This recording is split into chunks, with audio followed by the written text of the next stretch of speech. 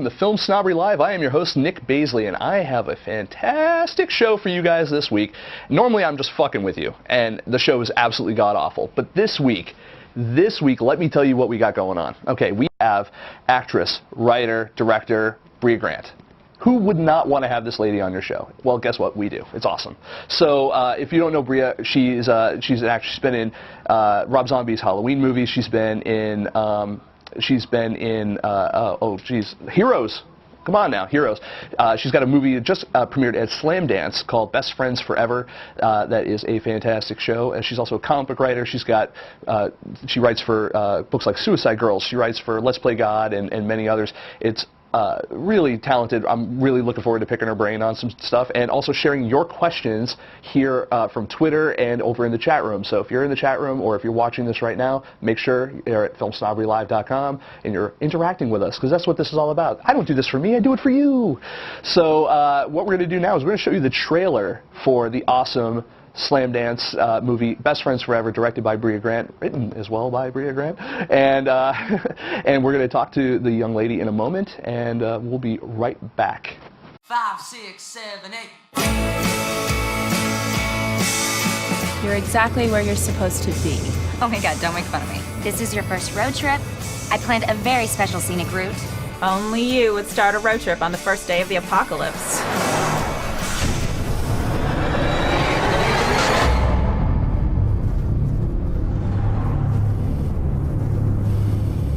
Where is everyone? This is a time for reckoning. Hey, what's wrong?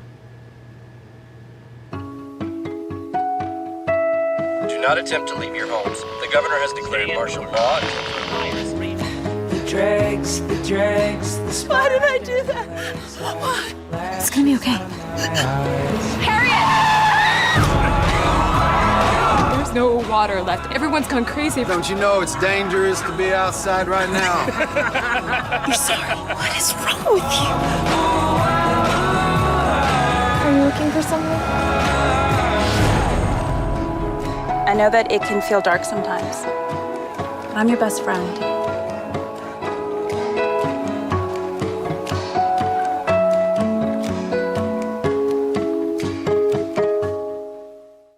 Hey everyone, we're back with Brea Grant. Hi. Hi, how are you? It's fantastic to have you here. Hey, thanks for having me. How have you been? I've been pretty good. You were just so you're in Park City. I was.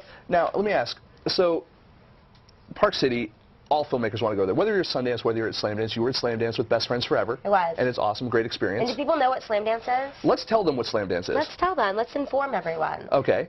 Go ahead.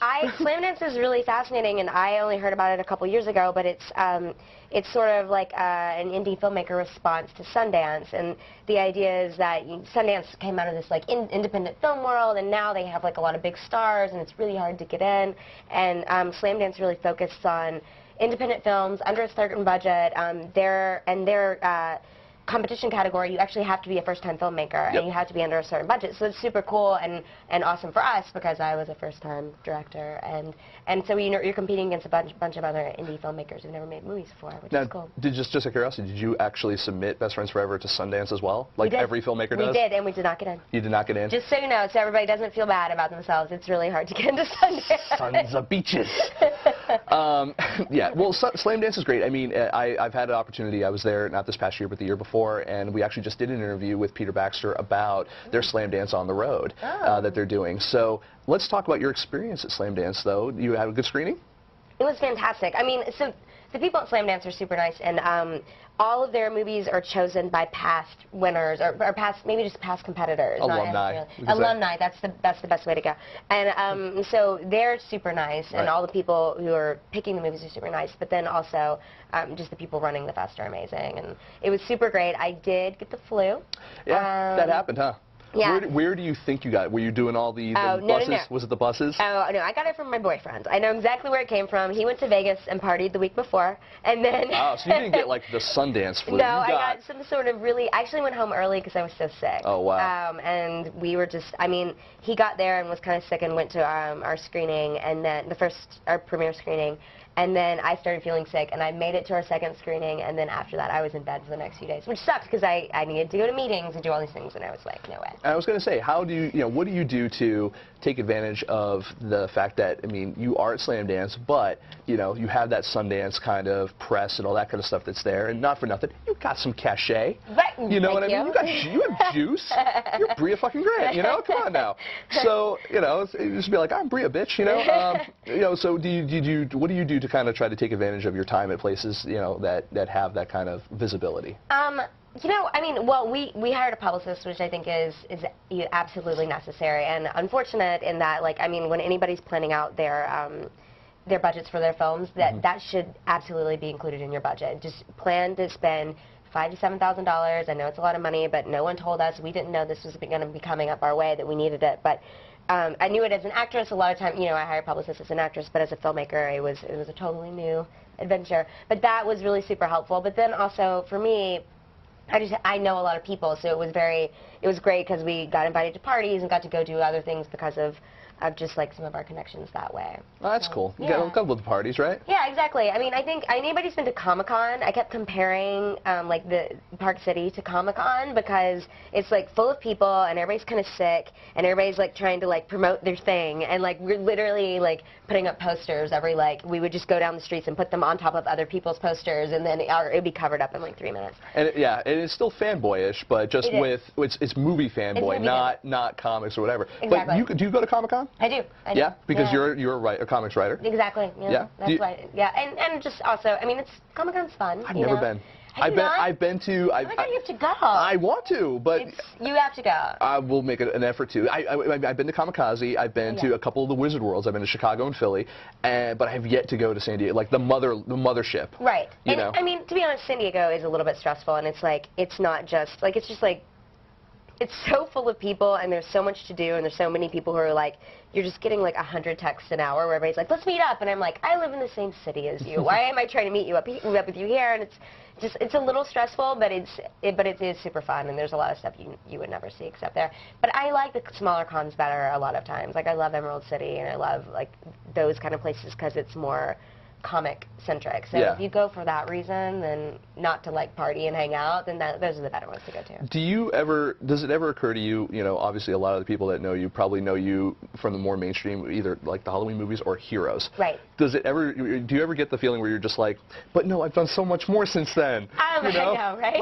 Like have you seen this? I swear, I'm really doing stuff, guys. I'm not just sitting around. Yeah, I mean, the funny thing is, I mean, because of social media, I feel like, and I got on Twitter when I got on Heroes, it was around the same time, and people followed me from one thing to the next, and I feel like a lot of people who started with me there have like continued on. That's awesome. And that's been really cool, and like they're just like the most supportive, nice people in the world, and even when I do kind of bullshit, dumb things, they're pretty supportive and nice about it.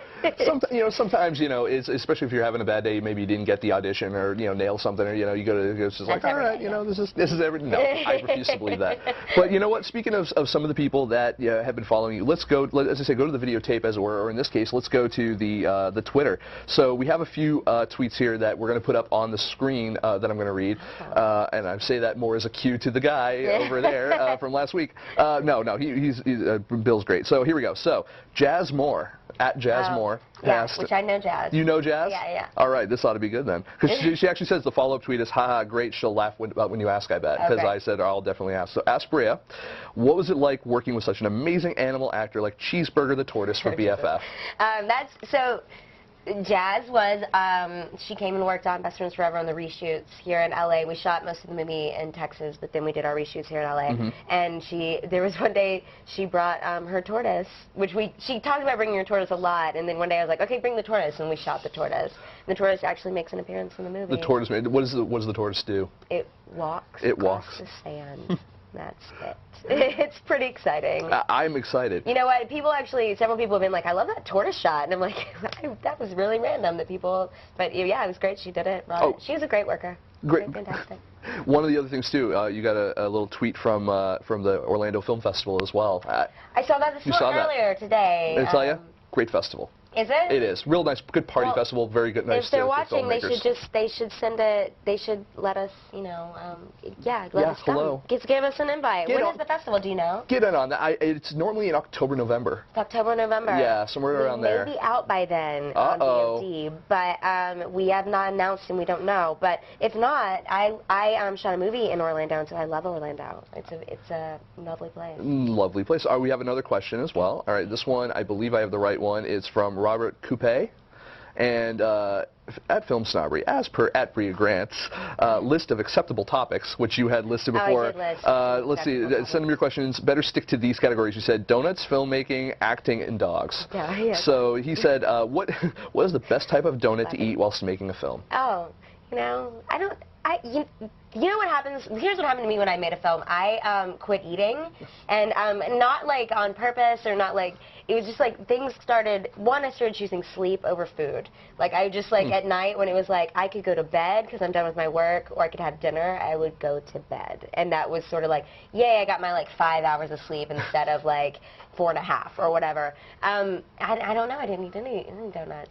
I don't know, I put that thing about donuts because people on my Twitter feed love to talk about food. Pie. They love pie and cake, and anytime I talk about pie, it's like I get more responses when I'm like, I ate a pie. They're like, what kind of pie was it? Oh my God! Well, I think that is like the age-old question. It's ninjas versus samurai, or ninjas versus pirates. That's great. Okay. Or it's cake versus pie. So which side of the line do you fall on? Ninjas versus pirates. You know, I don't know if I have a strong opinion about that. I'm going to go ninjas. You're going to go ninja? Probably. Ninjas are kind better of weapons. Cooler. Yeah, I would say, and pirates are a little, I think they're a little overplayed right now. They were for a while. Maybe they can come back. Maybe they can come back. We need like a good badass pirate, like movie, TV show, something like that. Yeah, you should. I can see that. You should write that. I'm going to write that? Yeah, make that happen. Yeah, I have writers over here that are just like far more qualified. Anybody want to take am. that one? Yeah, hello. On you. It's on That's you. on you. You can have that one. It's yours. That's a freebie. All right, and let's see. Did we have another question? No, those are those 3 questions for now, but we do have more questions. So Jason Warner-Smith also asks, he actually has a couple of questions for you. Oh. He asks, first, let's go, what's next for BFF? Best Friends Forever, in case you guys are wondering what the hell we're referring to. We're actually showing, we have a free screening in Austin this weekend. There's a festival doing a similar thing that Slamdance is doing. They're showing all of their movies for free. The same time as South by, I'm guessing, Same time as South by, but the movies are all free, and I think the booze is free. I may be crazy about that, but I think the booze is free. It's downtown. It's on. You can find it on bestfriendsforeverfilm.com because I couldn't tell you the address off the top of my head. But I'm going to that, and I'm going to host it or I say, for free booze, pack me in your luggage. Let's go. God. And it's Austin, Texas, which is awesome. So we're showing there, and we're showing at a bunch of other film festivals. What we decided was we'll be on VOD very soon, and because we sold it, and we're kind of waiting on trying to figure out when that date's going to happen. And until then, I mean, the reason we made it is we wanted people to see the movie. Right. So I was like, whatever film festival wants us, like, they can have the movie. Like, they should just take it. No, like, no, they're not big enough, or no, they don't have enough name. Like, we just want to show the movie. So if you want to show the movie at your film festival, write us an email, bestfriendsforeverfilm@gmail.com. You can totally show the movie, and I would love it. It would be fucking fantastic. They will totes show the movie. You should. I mean, because we just want to see it. We want people to see it, and we want word of mouth to get out there. Oh, totally, absolutely. Yeah. And Jason has a follow-up one. Great. Now, the funny thing on this is there's a bit of a violation of the Q&A protocol, in my opinion. I don't know what that means. See, you know, it's like I'm sure you do Q&As whenever you do screenings and stuff like that, right? Sure. Oh, he wants to know the budget. He wants to know, yeah. So actually, kind of, he said, what? Yeah, he said, come on, go back. All right, so it said, what did BFF cost, and where did you get the dough? And will your investors get their money back or profit? How does that work? Oh, geez. Oh, my God, that's such a complicated. I could talk about that for a really long time. I actually was at a screening where someone stood up and said, what was the budget for the movie? It wasn't my movie. And the guy hosting it goes, fuck you, next question, and like moved on. And it was so mean, and I was like, I understand that. I mean, we don't talk about the budget. That's something you don't talk about because, and let me tell you why, because maybe you don't understand this. People might not understand. There's politics in this. There's politics in this because it means, like, if, for example, someone offers you amount of money that you say, oh, well, we made this movie for, like, let's give a small number, like $100,000, then someone could say, like, well, we'll offer them $150, and of course they'll take it, right? Or we can offer them $90,000, they'll almost make their money back. It just kills your negotiating position. Exactly. So, but if they were like, oh, we made it for $500,000, they're going to offer, you know what I mean? Like, it fucks around with the... Or if you're raising your budget, the other thing, too, is, like, there are some producers or investors who won't play under a certain level. Right. So if you know, are pitching something that's like, okay, this is going to be a $500,000 project, but they're not going to talk to you for anything under $1 million, well, you just shot yourself in the foot. Right. So, yeah. Exactly. And so that's, I mean, it does fuck you a little bit if you talk about your budget. I mean,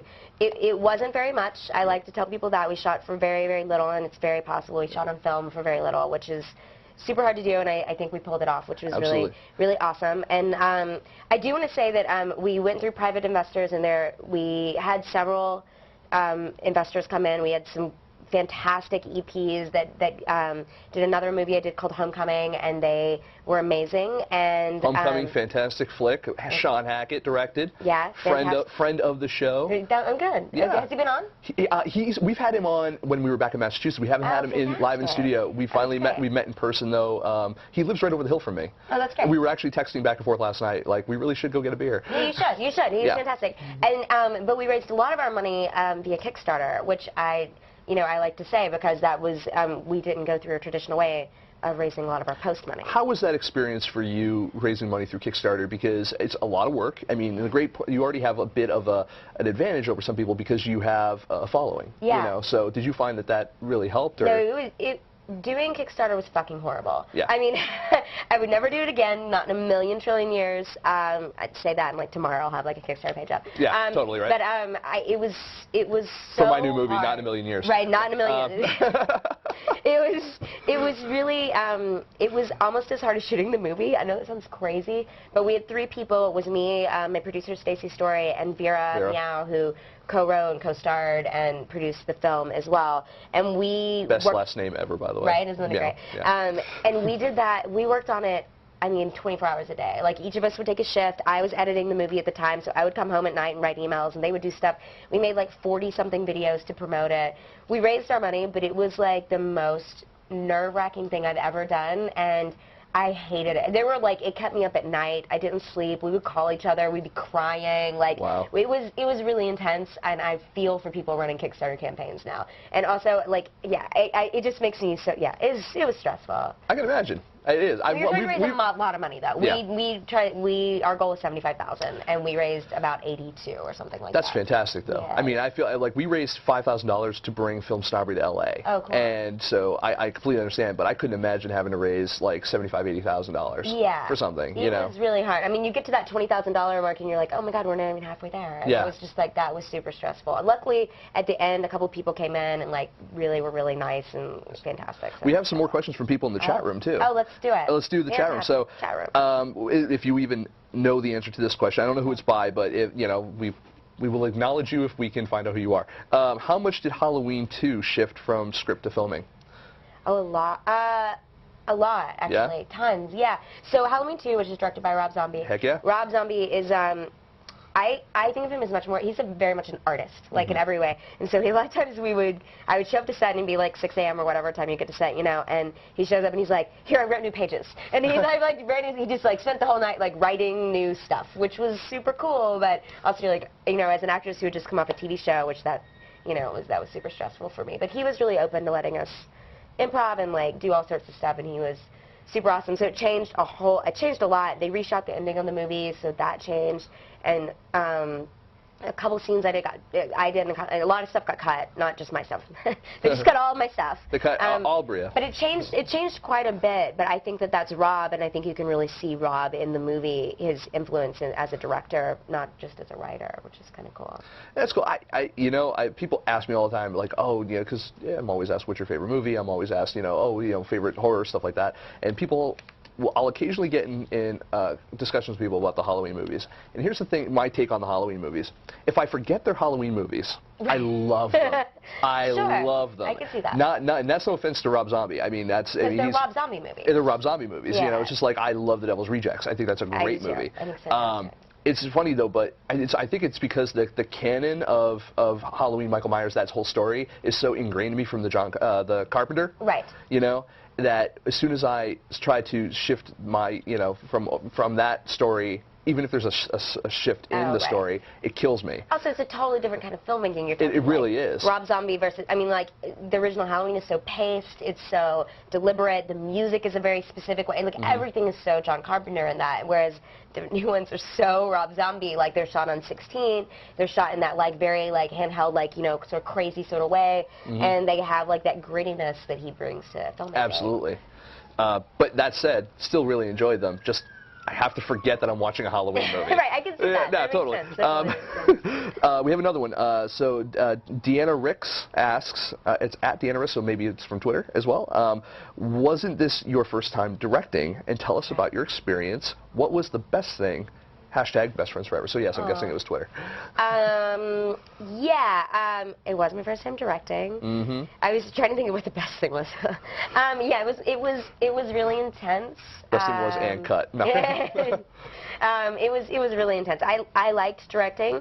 It was it will be a little bit before I do it again. It was like, as an actress, which is what my background is in, I show up to set, I say my lines, and I go home. And then maybe I go do like a workout class or have a nice dinner and I go home or something like that, right? And but as a director, you don't ever leave it. And so I've been with this project now for 2 years, and up until we went to Slam Dance, there was not a day I didn't work on it. You know, there was not a day that didn't go by where I wasn't like in pre-production, you know, working on, or in post, working on sound, figuring color, you know, whatever. There was never a day that I wasn't doing something, and I'm still doing something with it every day. It's just like not a full day, you know. Now it's just like emails and bullshit like that. So I liked it. The best part was I had no idea. I'm gonna have to get back to you because I think the best part is in like finishing it has been really nice, and like feeling that sense of accomplishment is really great. And I can't remember who said it, but I was listening to an interview with somebody, and they were like, he was a director, and he was like, every time I'm in the middle of directing, I always think I will never direct again. And then when I'm done, I just want to do it again. And I think that's sort of, hopefully, where I'll get to, because definitely in the middle, I was like, I'll never fucking do this again. It was so fucking hard. I always hear that it's a lot like what I've heard from women, pregnant women, where they're just like, oh my God, I will never have another child after that. And then there's just like, yeah. Like they just forget about how painful and miserable that situation was. Yeah. You know? And we had fun. I mean, we shot in West Texas in Marfa, like a really tiny town, and then we went to Austin, and that was super fun. It was like really great, like being out there. It's like, kind of going back home for you too, right? Yeah, and I'm from Texas, so we're out there with like our cast and crew, and like it was just like it was a very like tight-knit situation, and that was super fun, and it was fun being out there in the middle of nowhere and kind of like planning all of that and getting it done. How'd you hook up with Vera to work on the flick? Acting class, actually. Yeah. Randomly, actually quite a few people in the movie are from acting class. So if you're an actor in LA and you're looking for work, go to acting class, because we all met in Leslie Kahn, which I guess I should plug, Leslie Kahn Studios, which is a fantastic acting studio here in LA. And Vera and I met, and we hit it off. We had a lot of similar interests, and then we ended up writing a movie together, which is totally random. That's awesome. Yeah. The questions are coming in. Oh my goodness. Like awesome. Should we just do a speed round or something? Yeah. All right. So speed round. Actually, this one will be good. All right. So ask Brea. we already kind of got this one. All right. So from Shut Up Dugan asks Brea, what are the best donuts and why? Oh. And what are some of the ones that I would say homemade, because I've been making them. Have you been making them? Yeah, that's why I said that people could ask questions about donuts, because if they follow my Twitter feed, you're like bootleg and Krispy Kreme over here. I'm not bootleg. No, because I bake them, and they're like, they're like more like, what do you call those? Like, they're cake donuts instead of like donut, like not deep fried ones. So you're like they say baked not fried. You're like the Pringles of donuts. So, yeah, exactly, and they're vegan, because I've been using this vegan cookbook. Oh, to make cool. them. Yeah, so but the best kind are, I'm going to say, baked donuts. I haven't really experimented with kinds yet. I don't know why I told people to ask. I feel like I kind of want to try a vegan donut. I should have brought you some. I didn't make any today. I haven't made any in a little while. I've kind of tried, because I made too many for a minute. I made like a lot. No donut for the big guy. I should have brought some. I'm sorry, guys. John Hoff 3 asks, what was it like working with Sean Hackett? Oh, awesome. Does he know Sean Hackett? Oh, we all know Sean Hackett. Oh, I mean, that man is a celebrity in himself. He is. It was great. It was fun. It was one of the first like indie movies it was the first indie movie I did after I had done Heroes and done a bunch of TV shows, so it was fun kind of, because I did a few before. Obviously a lot of actors go and do indie movies and then end up in television, so it was super great. It was a really fun experience, and like I think the movie turned out fantastic. I think the movie turned out I wish fantastic. people could see it. It's not out anywhere yet. It's not? Is it? And I don't know. It's not out.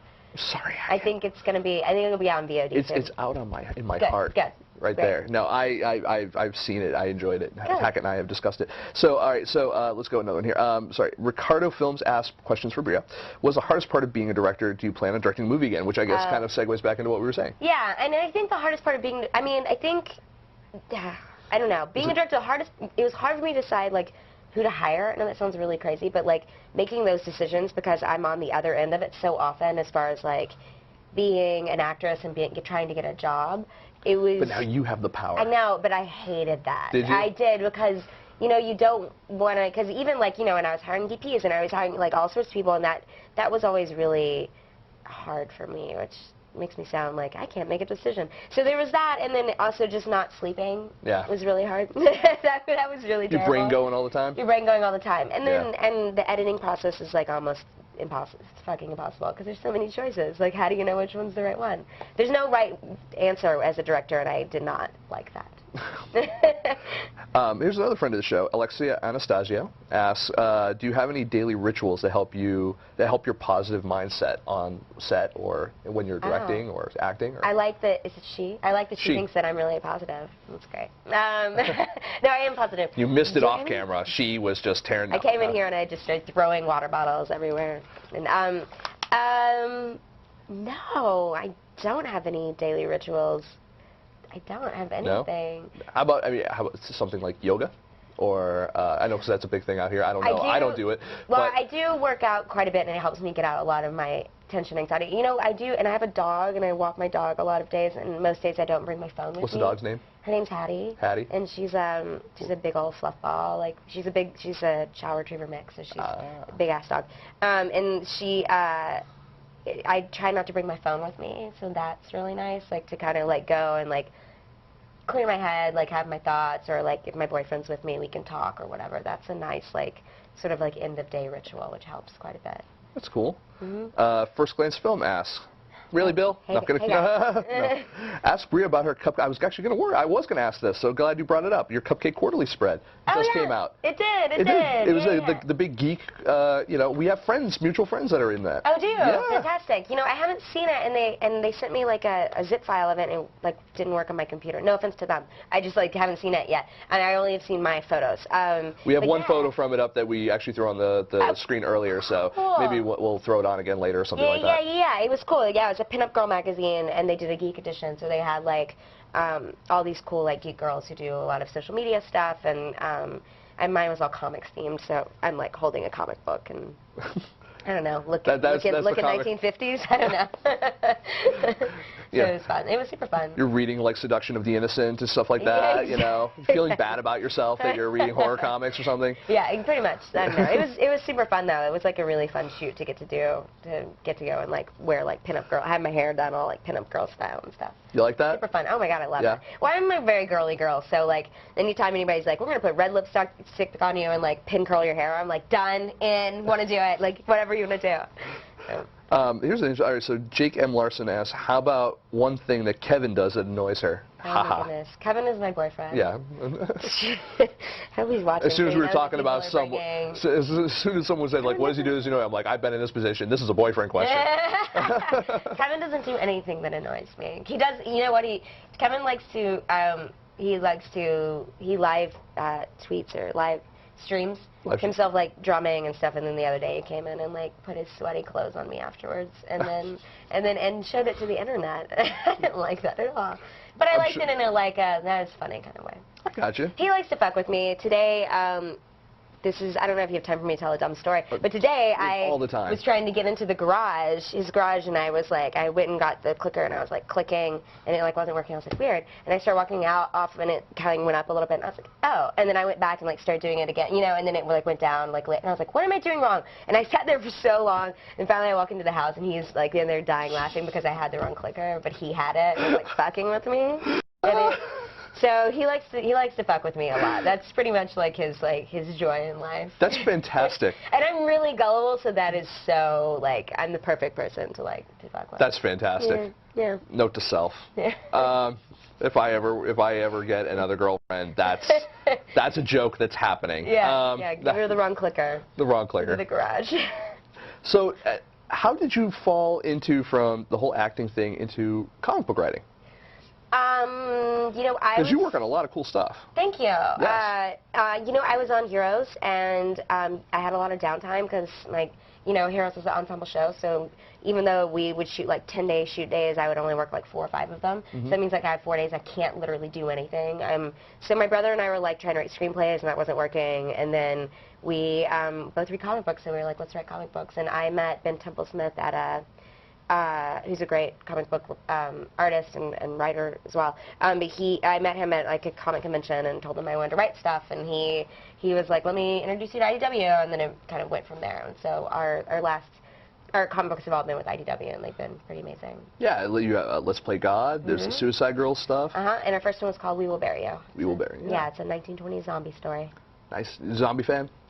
I am. We wrote it a while ago, and now it's a little played. The zombie thing got played a little bit. I get tired of certain villains, like pirates and zombies, all of them. I get a little tired in vampires. How do you prefer your zombies? Romero style or? No, I wish I could say I liked them Romero style, but I kind of prefer the fast zombies in movies. Yeah, we wrote slow zombies, and we wrote them slow, old school zombies, but I kind of, for my movies, I want them fast. I could see how the slow zombie would work better in a comic book, though, because you can build. Still image. Yeah, it's a still image, and you could build tension a little bit better that way. Yeah, and we figured it was 1920s, everything was a little behind. I don't know. It worked. That's cool. So, what are some of the you're kind of you're a geek. Like the rest of us. Sure. One of us, as they say. And what are some of the things that you watch either on TV or you were looking forward to in the movies? Were you a Batman fan when Nolan was doing Batman, or were you a fan of obviously you're on a kind of a cult geek show. Heroes. It was, and then I did Dexter after that, so that ended up being Friday Night Lights even to a degree. Yeah, you know what? That has the most amazing geek following. Yeah. That it was a football show, and it seems like it shouldn't have, but I think that for some reason it really got that culture, which is amazing. Oh, the whole geek thing is it's what you're passionate about. Yeah, I think so too. Yeah. I think it's people who are passionate about things and aren't necessarily just passionate about the thing that's popular at the moment. Yeah. I don't know what I'm watching right now. I watch a lot of really dorky comedies. I don't know if I should mention all the shows that I watch on television. I watch Girls, and I watch The Mindy Show, and I watch New Girl. New Girl. My big jam is I watch Scandal, which is a show that should not appeal to me as a person who loves horror movies, and I'm not watching any of the horror shows right now, which is crazy. I was talking to someone about this the other day. I need to start watching The Following or something, but so I haven't been watching a lot of stuff, and the problem is when you make a movie, you start to go like this, and I haven't been reading comic books, I haven't been doing hardly anything lately except working on my movie and doing stuff for my movie, so I've been very out of the loop. Does it feel that kind of kills you creatively at all? Well, no, because you have to be. You don't have a choice. You're just creative. It does kill, new ideas, for sure. I definitely, I'm not coming up with a lot of new things, and it's just now I'm having new film ideas and stuff like that, and that's been exciting to have new ideas that I'm writing or working on now. That's awesome. And so, all right, so Best Friends Forever, it was at Slam Dance. It's going to be it's playing some festival dates right now. Yeah, and everybody can find it on the website, or they can follow at BFF Film on Twitter, and we're keeping that up, and we're on Facebook too. If you search Best Friends Forever movie, I think then it comes up. And we can definitely find you over at BreaGrant.com. Yeah, or at Brea Grant, my Twitter. I keep it pretty fucking updated. You were, I will say, I've had a lot of guests on this show over the years. You're one of the best retweeters we've ever had. Oh, hey. Tweeters and retweeters. That's great. That's fantastic. And actually, I'll say, it must be a Heroes thing, because the top 3, and they were all Heroes, I would say it's you, Greg Grunberg. Oh, Greg, of course. And David Lawrence. Oh, yeah, David. Well, those are 2 big other social media people. Which yeah. I introduced Greg to Twitter. I'm going to take that credit. You're going to take that one? Yeah, because we were going to London to do promotion together, and I was like, there's this new thing called Twitter, and I was showing him, and he was like, cool. And, he signed up for it. and we went to London, and then he opens up his phone when we get to London. I don't know why he opens up his phone like this, but anyway, it's some sort of crazy flip phone. I don't know, and he didn't turn off the thing that says you have a new follower. Oh. And so he just started getting email after email after email after email, and he was like, oh my God, I'm getting like international rates for this, and he was like, he had to turn it off really fast. We had to go find a computer. But yeah, they're both super great social media people. What did you have David on for? He was for Heroes. He was our first, like, I guess if you want to call it, celebrity guest. Oh yeah, he was so great. Yeah, he was so fun because he also does the voiceover work and stuff like that. I mean, he has a really good perspective on stuff too. Also playing a really great villain. I always thought that the Puppet Master villain was really well done. He's amazing, and he was so. When I knew I was getting killed off that show, I was like, it was the first time ever in my life I didn't have a job to go to. And because like before that I had waited tables. Like I literally went from, while my episodes of Friday Night Lights were airing, I was still waiting tables. I was still packing to-go food at a restaurant here in LA. And then I quit my job because I got a couple guest stars and I ended up on Heroes. But I didn't have a job for like less than a month or something. So I knew I was not going to have a job after Heroes, and I was freaking out, and I didn't know what to do with myself. I didn't know I was like, where's my next paycheck going to come from? Where's my, I was freaking out, and I was talking to David Lawrence about something. I was like, so do you know what you're doing next? And I was like really anxious about it, and he was like, you need to calm down. He was like, you're going to work, you're going to be fine, and he was like, you seem really anxious about not having a job. And he was like so, because he's been working forever, and he's one of those people who's like not super famous, and Heroes put him on the map, I think, as far as like getting super, like more famous. And but I think he just has a great perspective. Greg is the same way, but like David really like is very grounded and like was like, don't worry about it. You need to be less anxious about like your day job, what your job's going to be. Right. Just keep doing your thing. And it was really good advice. Well, with Greg, we can't all be friends with J.J. Abrams. God. I mean, Greg is also the biggest hustler you've ever met in your life. Is he? And he's amazing. Yeah, he's amazing because he's always on a new show. He's like literally he like is not working for like 3 seconds and then is like,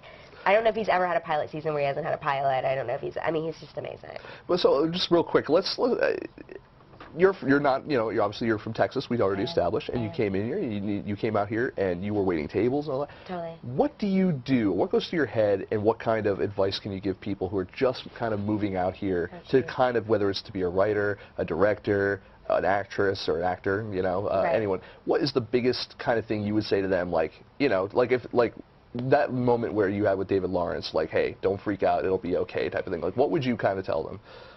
Well, when I first moved to LA, I had this one, I gave myself a limited time period. I was like, if you're not feeling like you're doing well, at first it was 3 months, which is not long enough. But then it was a year, and I was like, if you're not doing well by then, go back to Texas, like, and, figure out I have a master's degree in history. I was like, I can fall back on that and go get my PhD. I could do all sorts of things.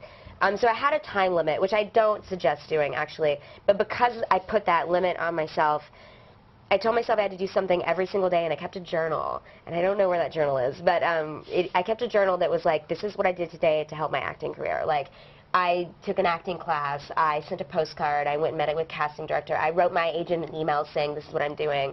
I auditioned for a student film, I did an indie movie, like, it's really hard. Saturdays and Sundays were really hard because it's like there's some reason those are like hard days to fill up. But that was what I did. I was basically like, I'm not going to let a day go by that I'm not working on this. I'm not going to like come out here and party and like, whatever. And I was older when I moved out here. I was almost 25 when I moved out. So that's like, that also, I had a better perspective. If I moved out when I was 18, I'd be dead in the gutter.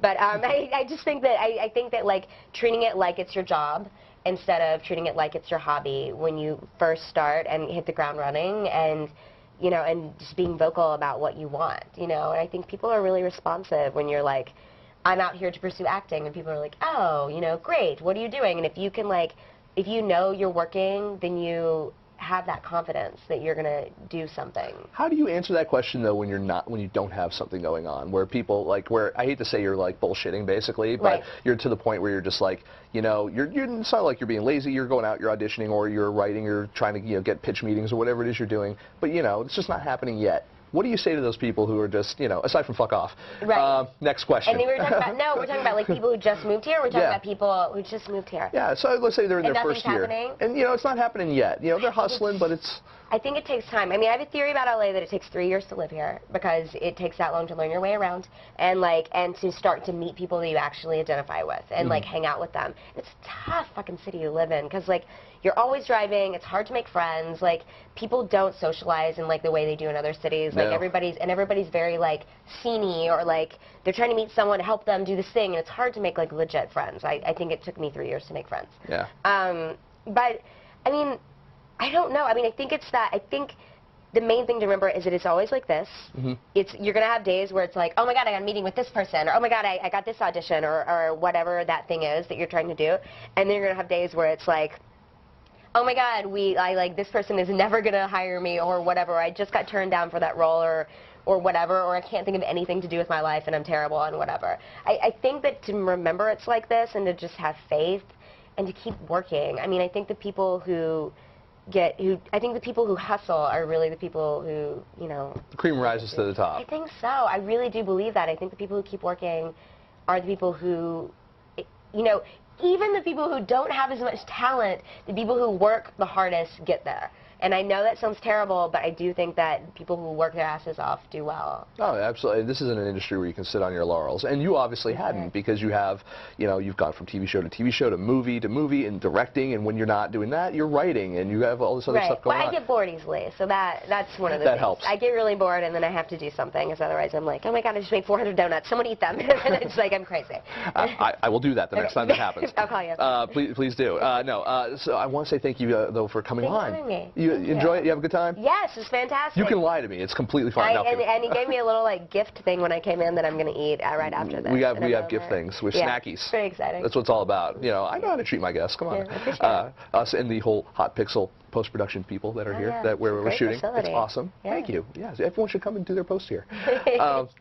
I say that we're literally going to cut to a commercial for them, like right when we come back. Yeah. Do it. So when Art's really nice, actually. I know him. Art's a great guy, isn't he? He's great. He helped me out, so I love it. So I want to say, ladies and gentlemen, everyone, this is Brea Grant, and she's awesome to come on the show. And when we come back, we have like a whole bunch more show for you guys. So stick around, and we'll be right back.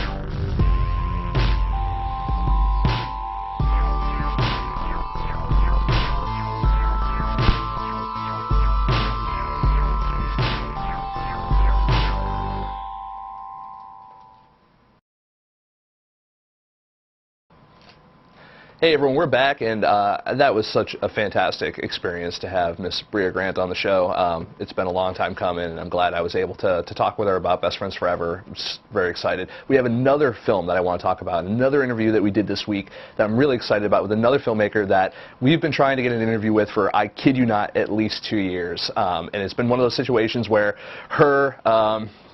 we weren't able to work it out with her publicist. She was going to be here one time. We were going to, it just turned out we were at another festival another time, and it was just crazy. But we finally got around to sitting down over at the Avalon Hotel in Beverly Hills with Connected director Tiffany Shlain. And it was such a... It was just such a great interview to sit down and talk with her about the process of making this film, what it's about, and what she's kind of doing with it, because there are a few unique aspects to what she's doing. We were able to actually go to a screening of it as well over at the new YouTube studios. That place, if you haven't been there, that place is, for lack of a better term, it's tits. It's awesome. It's a really awesome, epic, just airplane hangar of like cool film, web series, and other stuff. It's just like, it's a filmmaker's dream to go there. So if you have an opportunity to get a tour of the YouTube studios and you're in Los Angeles, please do it, because I couldn't recommend it enough. Great screening, great people that were there. Tiffany has had the experience of being to Sundance multiple times. She's done some, I believe, some TED Talks as well about what she does. Her father is a famous author, and this movie, Connected, is really almost a love letter to her father, wrapped in, you know, a sociological piece about, you know, or an anthropological piece about what humankind is and how we're connected and disconnected from each other. So I want to go ahead right now, play a little snippet from our interview with Tiffany Shlain, and when we come back, you know, we're going to move on to the next thing. But if you want to see more of that interview, make sure you go onto our YouTube page over at youtube.com/FilmSnobbery. Make sure you're subscribed while you're there too, because why not? It's just a little button. Check out the full interview, because she's really got some really cool things to talk about, what she's doing with that and just her experiences at Sundance, etc., and it's just wonderful. So we'll be right back with more show, but for now I want you guys to enjoy our little snippet of interview with director Tiffany Shlain. See you in a minute. My name's Tiffany Shlain, and I'm a filmmaker and a mother, and I founded the Webby Awards, and what other things defined who I am? I'm married. I've been married for 16 years. Connected, the tagline is Connected, an autoblogography about love, death, and technology. And it started out as a feature documentary looking at the history of connectedness in our world from the Big Bang to Twitter, and what is the good, the bad, and the potential of all that connectedness. And then in the middle of making that film, my father, who was co-writing it with my husband and co-writers and I, and got brain cancer, and so I suddenly realized that I was exploring connectedness on a very intellectual side of things and not emotionally. So although I had never been in any of my films, I realized to tell the true story of our desire to be so connected all the time, I needed to go to the root of that, which is our connectedness with our parents. And so suddenly my losing my father became part of the story, which, so it kind of goes back and forth. It's very funny. When I just described it, it sounds so serious, which of course it has that in there, but it also has a lot of humor, and it looks at connectedness in our world as a species and my own story of connectedness to try to get to some bigger truth about connectedness.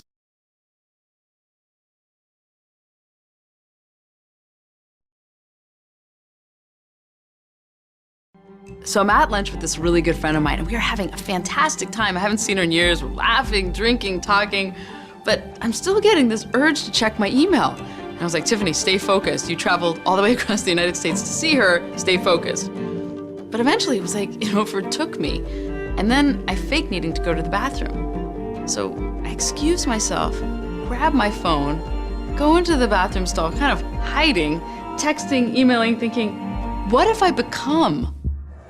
I can't be the only one sneaking to the bathroom to check my email.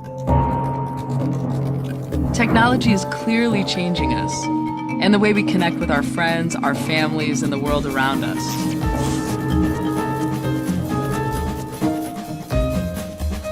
So I set out to make a film about what it means to be connected in the 21st century. Things are changing. There's so much more to think about, and that pace of change is only accelerating. How much faster can it go before we can't keep up? This was the kind of question I was exploring in this film. And then I had this year that turned my world upside down and forced me to rethink everything I thought I understood about the ways we're connected.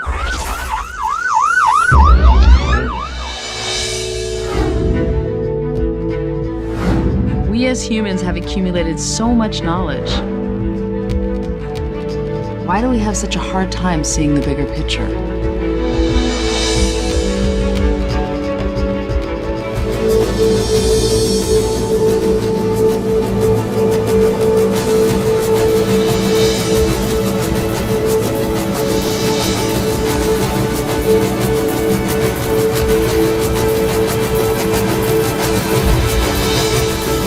For centuries, we've been declaring independence, and perhaps it's time to finally declare our interdependence.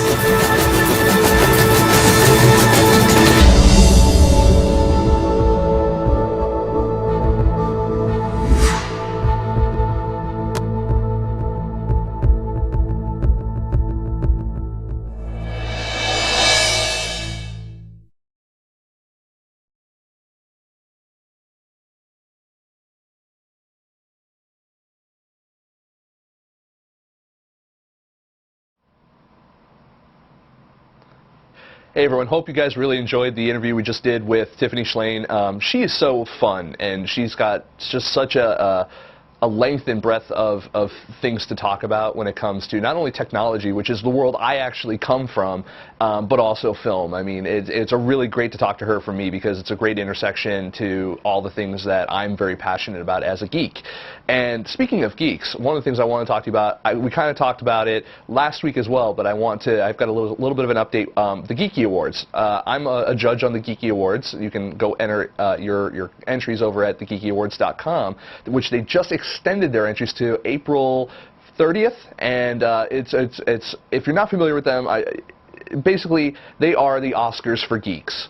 So if you ever wanted to be really recognized for what you do, not even if you're just a web series or a film person, but what if you're very passionate about other things, like if you make fan trailers for things, if you do podcasts, if you do comic books, graphic novel. I'm totally reading off of stuff right now, but comic books, graphic novels, video games, mobile games. If you're passionate about cosplay and fashion, and they do have a cosplay contest right now, and it's where they're getting crazy votes on it, and we've got great entries this year. It's fantastic. Designer toys, tabletop games, art and illustration, crafts and food. You've got geeky cupcakes. I mean, come on.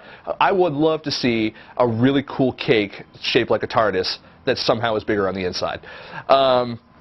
Because more food for me. And T-shirt design, retail stores. If you have a geeky retail store, not like the Ned Flanders left-handed store, but something.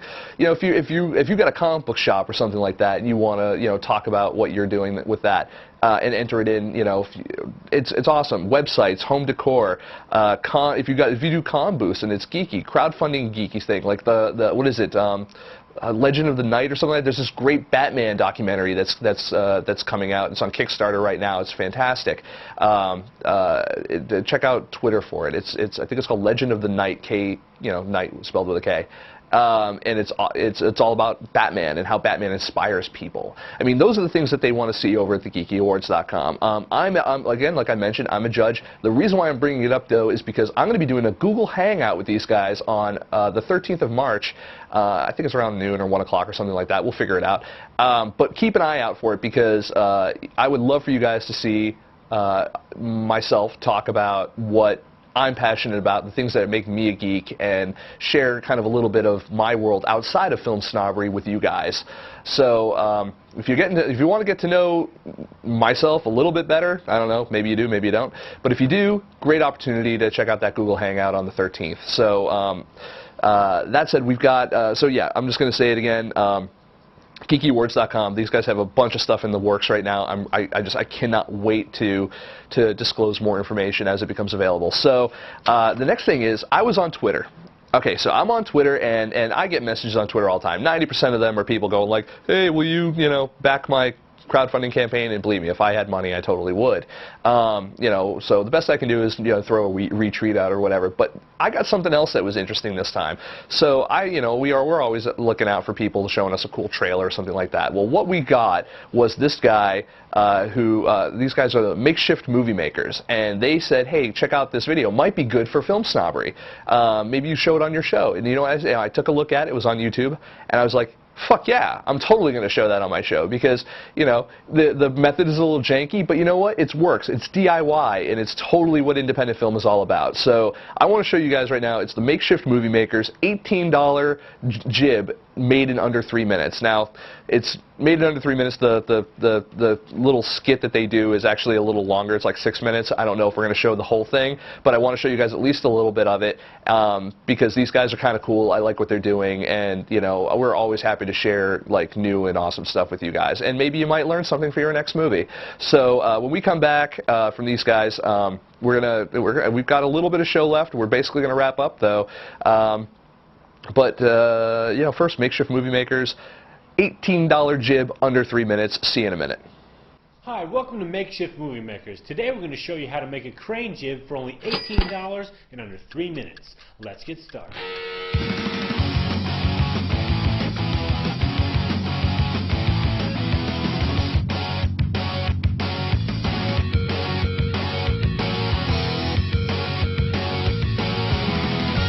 before we get started, let me catch you up to speed on my screenplay, She's the Girl. I was actually talking to a guy at eHow, and he told me if I want to sell my screenplay, I'm going to have to make it a little bit more personal. So that's what I've been working on this week. But enough about me. Let's get to the crane jib. Here's your grocery list. 2 2x4s, a lawn chair, organic peanut butter, and a mouse pad. Now that you have your grocery list, before we get started, Hank here is going to show us how to build the crane jib. Hi there, welcome to Makeshift Movies, Hollywood Effect Makeshift Movies.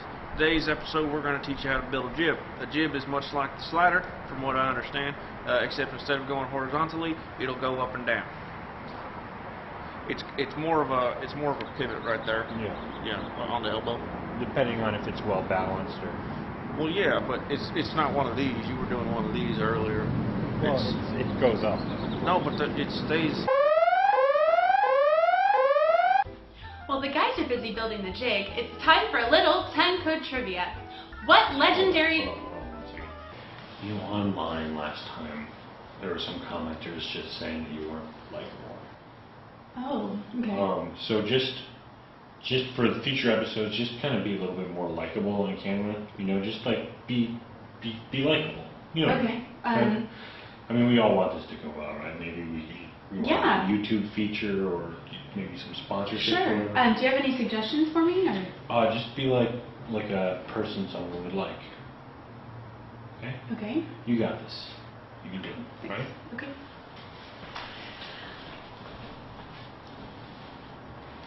Hold on, wait till I say action. Action!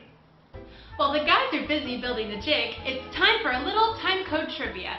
What legendary director holds the record for most car explosions on a blockbuster film? Give up? The answer is legendary director Michael Bay. Awesome, right? Alright, now that we got all our ingredients, it's time to make some dinner. Before we get started, was Carol going to join us today? No, she actually has an audition at a modeling agency. Oh, that's great. It's actually a pretty professional little thing. She found it on Craigslist, and they don't do any like rinky-dink stuff. They don't do like children's stuff, only adults. All right. Well, maybe next week she'll actually show up to what she agreed to work on. Step number 1: get your butter knife right here. Butter knife is not as sharp as a steak knife. Now gonna. You all right? Go right through the middle right here. We already took care of that in an earlier take. We weren't rolling, but now we know. You grab a 2x4, takes a little bit of finagling, lay your other one on top. I like to call it the white man's chopsticks. Get on the back here. This is your counterbalance leg right here. Push down, bottom 2x4. Work on the tilt with the top 2x4. You notice this top 2x4 is slipping and sliding a little bit. You get a slip sliding 2x4, you don't get a steady shot.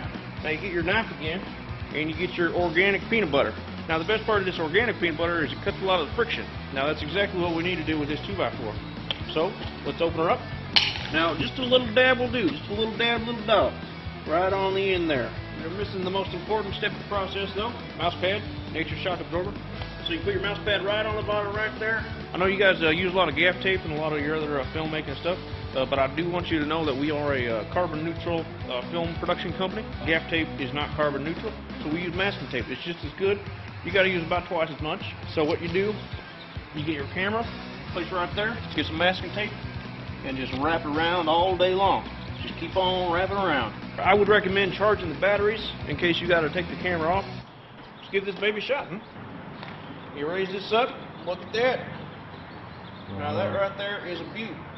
Now that we've made our crane jib, we got to put it to good use. Now for today's test footage, we're actually shooting a scene that I rewrote from my screenplay, She's the Girl.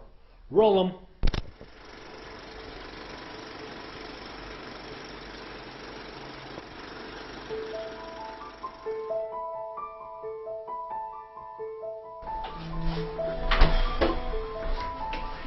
Didn't we just buy milk 2 days ago? Frank's gonna make us protein smoothies. With our milk? Jason, I'm really starting to rethink subletting our closet out to him. I don't even know him. Well, we know he's super messy. We know that he doesn't clean up after himself or do dishes.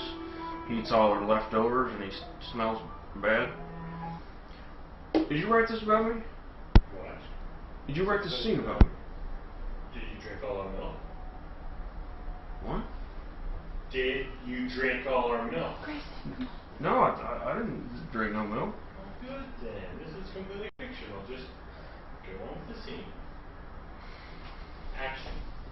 You're right, Frank is so tough to live with. Yeah, sure is tough to live with. What do we do? I hoped it wouldn't come to this. But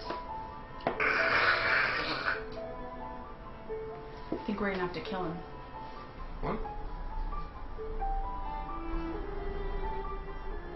That's all, folks. Thanks for watching Makeshift Movie Makers. I apologize for some of the sloppy editing this week. Things were a little bit hectic with our new roommate in the house, so we were a little bit rushed for time, but join us next week when we show you how to make a Hollywood-style shoulder rig. You just got makeshifted.